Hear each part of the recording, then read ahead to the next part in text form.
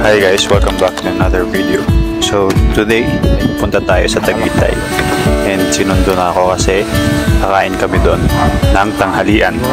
Medyo saglit lang din naman yung biyahe dahil nga Cavite na ako nakatira, so yun, it was a 30 minutes drive. Dito kami ngayon sa Alfresco Cafe by RSM. So it is my first time eating here, and here's the star of the vlog, our nanay. Taran! So, and thank you pala sa staff kasi tinulungan nila ako with her, and yun, in-assist nila kami sa aming sa aming preferred na table. So ito, nandito na tayo sa loob, and masasabi ko lang is ang bango ng pagkain. So yun, there's a lot of food in here. We have this lechon. So yan, napaka crispy kasi bagong luto siya. Syempre hindi pwedeng mawala yung sushi aisle. So yan, kumuha muna tayo ng fried rice, garlic fried rice of course, and yun, kare-kare, lahat ng lulupit na ulam. Kakainin natin yan today kasi gutom na gutom ako. Actually hindi ako kumain dahil yun nga, mag-buffet kami. Beef, ano yun, macaron, moron, basta beef. And ito, masarap din to yung chicken na to. Basta nakikita nyo naman yung mga pangalan ng putahe dyan sa video. Puro manok siya, actually puro manok yung kinuha ko kasi may hilig ako sa manok kasi. So yun, this area was the vegetable area. So yun, meron din bangos bell. Hindi ko na natry yun kasi sobrang dami ko nakain and nakakabusog kasi puro siya ulam with rice. Kaya yun, dali talagang mabusog pagka ganyan. Kumuha din ako ng cucumber juice kasi ayoko nang mag soft drinks. And yan, here's my plate. First plate of course is yan. Nag-video ako.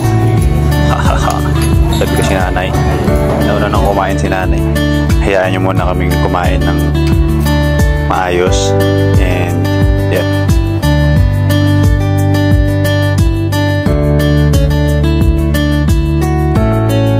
kinuhanan ko siya ng salad kasi yun pala yung kulang niya. Every time na mag-buffet kami, lagi kailangan ni nanay ng may salad. Nandito na tayo now sa sushi aisle kasi I'm a sushi lover also. So yan, tikman natin yung mga sushi nila. And of course, kumuha rin ako ng barbecue para matikman kung ano lasa. Kahit medyo malamig na, sarap pa rin. Also, I wanted to try this kangkong chips. I think it's my first time. Yes, it is my first time trying it. And well, di naman siya sobrang wow. Para ka kumain ng chips na walang lasa kasi naman talagang lasa. Ngayon, crunchy lang siya. And kumuha rin tayo ng chopstick and sausawan wasabi for our sushi. Ayan, struggle ng konti habang nag-video and kumukuha ng sauce.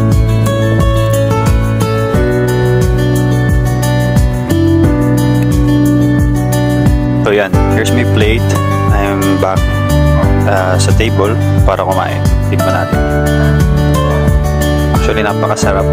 Hindi ko tandaan ko no name ng sushi na yan, basta lahat masarap, pati yung kumakain. So yan, dito kami sa Tagaytay kumain kasi ayun, para mapasyal na rin natin si nanay after kumain kasi we want her to enjoy the view of Tagaytay. Although kahit gusto namin kumain sa labas, dito lang talaga sa loob yung pwede yung buffet. Meron silang rule na kapag buffet dito lang sa loob sa area na to, and kapag yung menu lang, pwede kayo sa labas and maaraw din kanina, so hindi muna kami labas. So yun, pakinggan nyo muna yung music.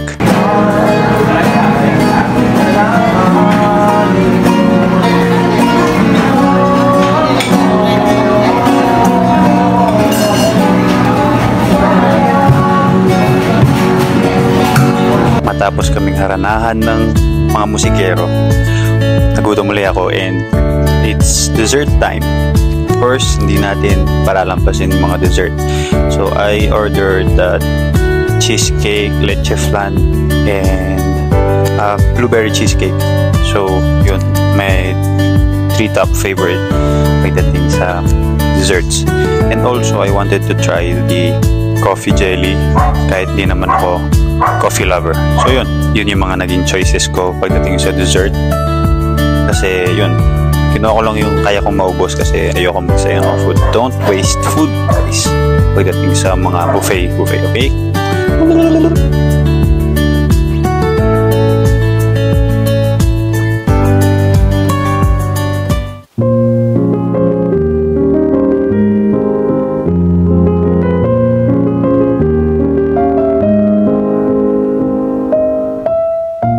So after our heavy meal, we went outside to check the view of Tagaytay and Median ng Alalay to walk.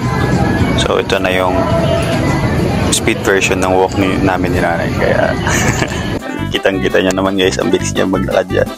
Diba? So yeah.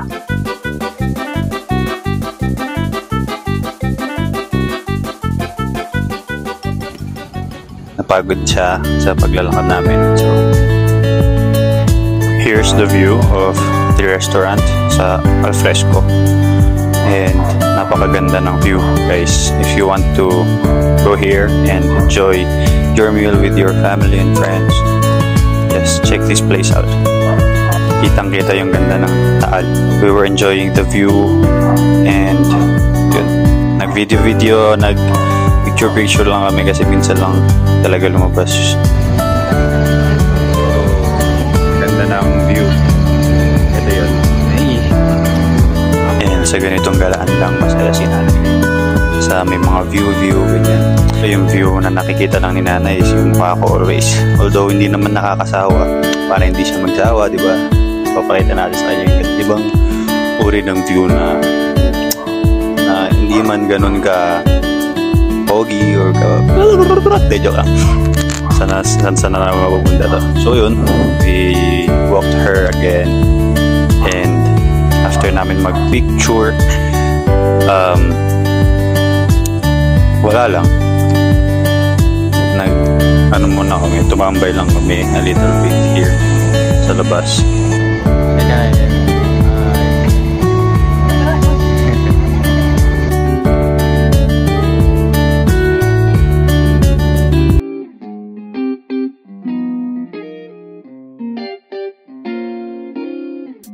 Hindi ako aware na meron palang mga monkeys. So, yan.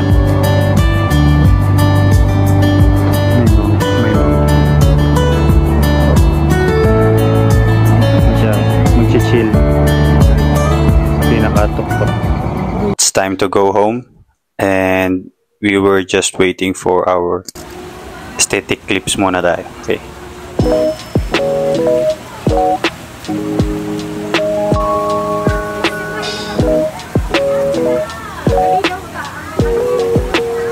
We enjoyed this little time together. So, good. Thank you guys for watching and see you another time. Okay. Bye.